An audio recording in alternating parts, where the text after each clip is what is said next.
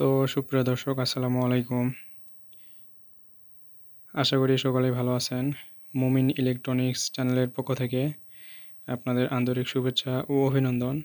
তো ভিউয়ার্স, চলে আসলাম বরাবরের মতো আরও একটি নতুন ভিডিও নিয়ে। তো আমার সামনে দেখতে পারতেছেন, এটি একটি আইপিএসের কমপ্লিট মেশিন।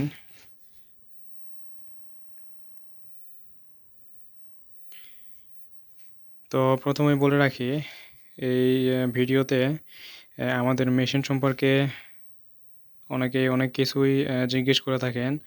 তো সেই প্রশ্নগুলোর ধারাবাহিকতায় উত্তর দেওয়ার চেষ্টা করব। ইনশাল্লাহ আপনারা ধৈর্য সহকারে অবশ্যই ভিডিওটি দেখবেন। আশা করি এই ভিডিওটি দেখার পর আপনাদের মনে আর কোনো সংকোচ থাকবে না আমাদের এই মেশিনগুলো নিয়ে।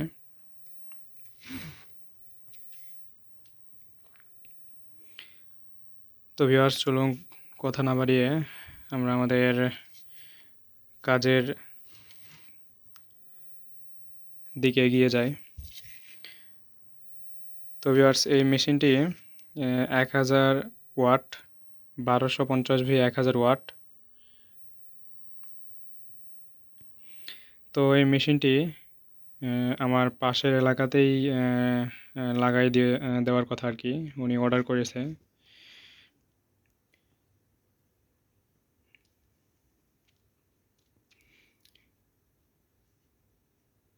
তো আপনারা অনেকে জিজ্ঞেস করে থাকেন যে ভাই, আমরা কি এটা ডিএসপি পিওর সাইন ওয়েভ পাবো নাকি স্কয়ার ওয়েভ পাবো?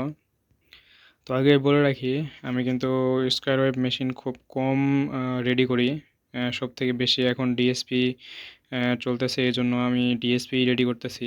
আর আমি যে মেশিনগুলো তৈরি করি এগুলো একদম কপার ট্রান্সফরমার এবং মানসম্মত পার্টপাতি দেওয়ার চেষ্টা করি ভিতরে। তো আপনারা অবশ্যই যারা আমার থেকে আইপিএসগুলো নেন, ভিডিওতে বুঝতে না পারলেও হাতে পাওয়ার পর অবশ্যই বুঝতে পারেন যে আমাদের কাজের গুণগত মান এবং আমাদের কাজের কোয়ালিটি কীরকম। তো আমরা সব আইপিএসেই একই ক্যাটাগরির ইকুইপমেন্ট ইউজ করার চেষ্টা করি। তো এটিও অন্যগুলোর থেকে ভিন্ন না, এটিও একই রকম পার্ট দিয়ে তৈরি করা হয়েছে। তো এটি মূলত 1000 ওয়াট। তো যেহেতু 1000 ওয়াট, সেক্ষেত্রে হিউজ পরিমাণ কিন্তু লোড পড়বে এর উপরে। এর জন্য আমরা এখানে 2টি কুলিং ফ্যান লাগাই দিয়েছি। প্লাস আমাদের এই ট্রান্সফরমারের ডিসি সাইডে কিন্তু আমরা 5টা 12 নাম্বার তার ইউজ করছি এবং এসি সাইডে 18 নাম্বার তার ইউজ করছি এই ট্রান্সফরমারের। আর এখানে 16 মসফেটের একটি বোর্ড ইউজ করছি।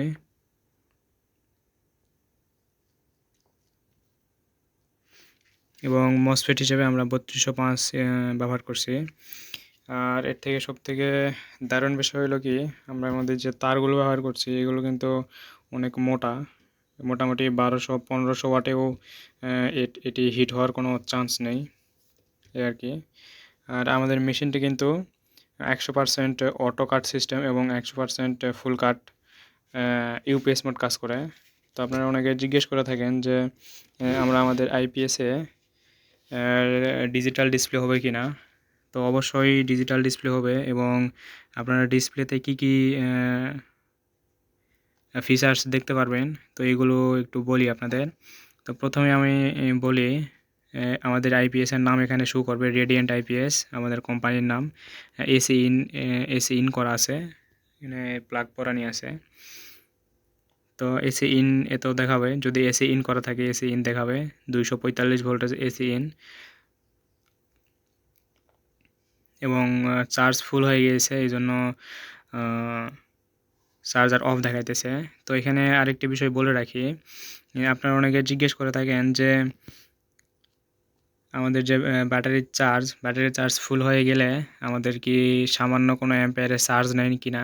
তো দেখেন, এখানে কিন্তু চার্জার অফ এবং এসি ইন দেখাইতেছে, এসি ইন চার্জার অফ, অথচ আমাদের কারেন্টের প্লাগ কিন্তু পরানো আছে। কারেন্টের প্লাগ যদি পরানো না থাকতো সেক্ষেত্রে কিন্তু এখানে এসি ইন দেখাইতো না। আর সেই অবস্থায় দেখেন আমাদের চার্জিং ফুল কাট হওয়ার পর আমাদের এই যে দেখেন 0 অ্যাম্পিয়ার হয়ে গেছে। যদি আপনাদের একটু 20-30 সেকেন্ড একটু চালানোর পর আবার চার্জিং ধরায় দেখায়, সেক্ষেত্রে আপনারা আর একটু ভালো বুঝতে পারবেন। তো এটাই হলো মূল বিষয়। আমি একটু চালায় দেখাবো। আমি যে কারেন্টের প্লাগটি খুলে নিলাম, এই যে খুলে আপনাদের সামনে রাখলাম। দেখেন আমাদের ব্যাটারি ভোল্টেজ আসছে 12.7।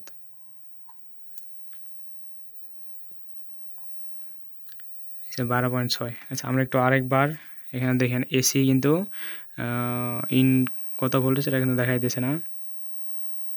এই যে এসি ইন 0.003 ভোল্টেজ, অর্থাৎ এসি ইন করানো হয় নাই।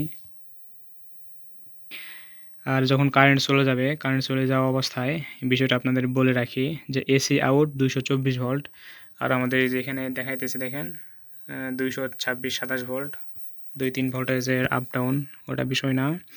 ইউপিএস অন এবং লোড কত দেখাইতেছে দেখেন 113 ওয়াট। আমরা মোটামুটি এখানে 100 ওয়াটের একটি লাইট লোড দিয়েছি। তো এই হলো মূল ফিচার্সগুলো আপনি দেখতে পারবেন। আর এখানে আরেকটা দারুণ বিষয় হলো কি, আপনারা যখন যদি আপনার বাসায় কোনো শর্ট সার্কিট হয় বা এরকম কোনো কিছু দেখা দেয়, সেক্ষেত্রে কিন্তু আমাদের এই ডিসপ্লেতেই ওভারলোড অথবা শর্ট সার্কিট এরকম একটা লেখা শো করবে।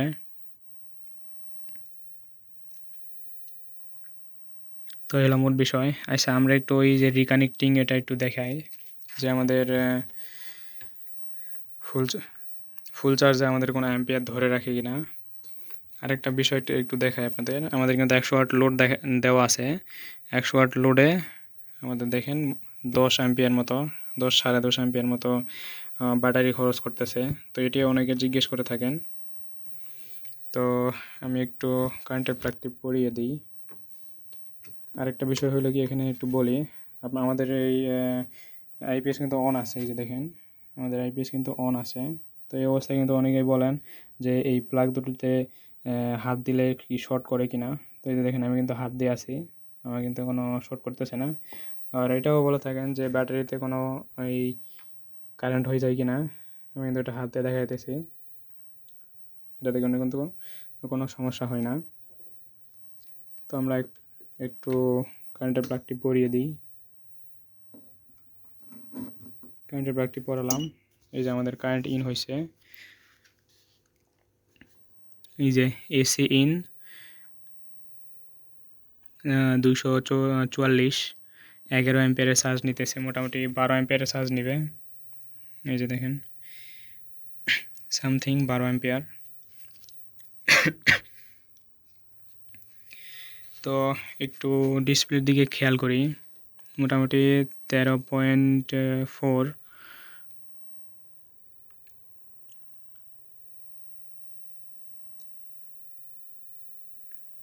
5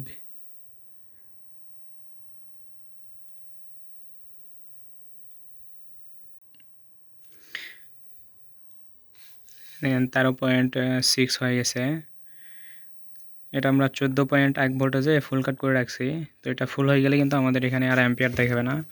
তো এটি একটু আপনারা খেয়াল রাখবেন।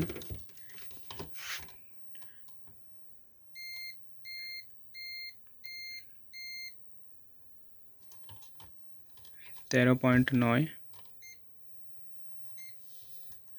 একটু দেখবেন আপনারা, কিলোমিটারের দিকে খেয়াল রাখবেন। এবং 14 হয়ে গেছে, 14.1 হয়ে গেলে কিন্তু এখান থেকে অ্যাম্পিয়ারটাও চলে যাবে।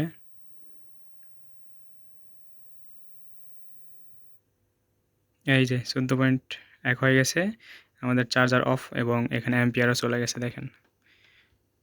আশা করি আপনারা এবার বিশ্বাস করছেন যে আসলে আমাদের কিন্তু চার্জ ফুল হয়ে যাওয়ার পর এখানে 1 অ্যাম্পিয়ারও কিন্তু ধরে রাখে না।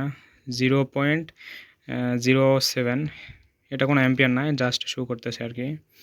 1 অ্যাম্পিয়ারও কিন্তু ধরে রাখে না। এটা একটা ডিএসপির সিস্টেম আর কি। তাই কিন্তু আমাদের চার্জার অফ দেখাবে। চার্জ ফুল হয়ে গেলে এখানে চার্জার অফ দেখাবে। 13.1 ভোল্টেজ এখন ব্যাটারিতে আছে। তো এই হলো বিষয়। আর আরেকটা বিষয় টেকনিশিয়ান ভাইদের জন্য বলি আমি, অনেকে রিকানেক্টিং ভোল্টেজ যেটা বলেন যে এত ভোল্টেজের নিচে এত ভোল্টেজের থাকলে চার্জ ধরবে না। তো ওটা আপনারা কততে রাখবেন? অনেক সময় এটা বলে থাকেন যে বারবার চার্জিং নিতেছে, তো ওটা আমরা 12.8-এ রাখি। তো আপনারাও 12.8-এ রাখবেন, ইনশাল্লাহ এই প্রবলেমে আর পড়বেন না, আশা করা যায়।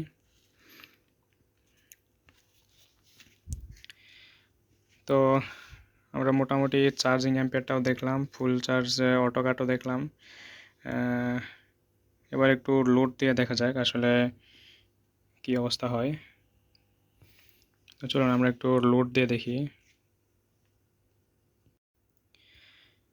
তো আমাদের মেশিনটি কিন্তু চার্জিং অবস্থায় ছিল। আমরা এই যে প্লাগটি খুলে নিই, প্লাগটি আমি খুলে নিলাম এবং আমরা একটু লোড দেওয়ার চেষ্টা করি। এটা আশা করি 1000 ওয়াটেই ওভারলোড হয়ে যাবে। এটা 1000 ওয়াটে লোড দেব। 400, 600, 700, 800, 100 ওয়াট টপ করে দিই। 900, 1000 ওয়াট আমরা ফুল লোড দিয়েছি এখানে। এখন ডিসপ্লেতে একটু যদি দেখাই আপনাদের, ডিসপ্লেতে দেখাইতেছে 1056 ওয়াট, 1056 ওয়াট 61। আচ্ছা, আমরা যদি একটু ওভারলোড করি সেক্ষেত্রে আমরা এই যে 100 ওয়াটের একটি বাতি লোড দিব। আমরা কিন্তু এখানে ফুল 1000 ওয়াটই লোড দিয়েছি, 200, 400, 600, 800, 1000। আমরা একটু ওভারলোড করে যদি দেখাই, এখানে দেখেন 100 ওয়াটের একটি বাতি দিলাম এবং আমাদের ডিসপ্লেতে যদি দেখি যে ওভারলোড, অলরেডি ওভারলোড ট্রিপ করছে। তো সে থেকে বোঝা যাচ্ছে যে আমাদের এই মেশিনটি 100% সেফটিযুক্ত একটি মেশিন আর কি। তো আমি একটু লোডগুলো কমাই দিই। তো এ থেকে আমরা বুঝলাম এটা কিন্তু একটি 100% সেফটিযুক্ত একটি মেশিন, এবং যদি কোনো ওভারলোডও হয় সেক্ষেত্রে কিন্তু এর প্রোটেকশনটা কাজ করবে। তো এই হলো মোট বিষয় আর কি এই মেশিনের। তো এই মেশিন সম্বন্ধে আরও কিছু জানার থাকলে অবশ্যই আমাদের কমেন্ট বক্সে কমেন্টে জানাবেন। আর এই সামনের লুকিংটি হবে এরকম, এবং ভিতরে যদি একটু দেখাই আপনাদের, তো আমি চেষ্টা করি সব কিছু খোলামেলা দেখানোর। এখানে লুকে ছাপে কিছু করার কোনো প্রয়োজন আমি মনে করি না, এই জন্য আমি আপনাদের ওপেনই সব কিছু খুলে দেখাই।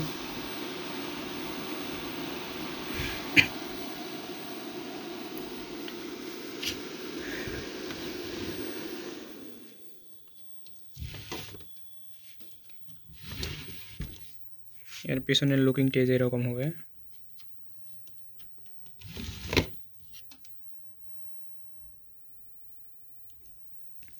তো সামনে ইনশাল্লাহ আমাদের নিজস্ব ডিজাইন আসতেছে।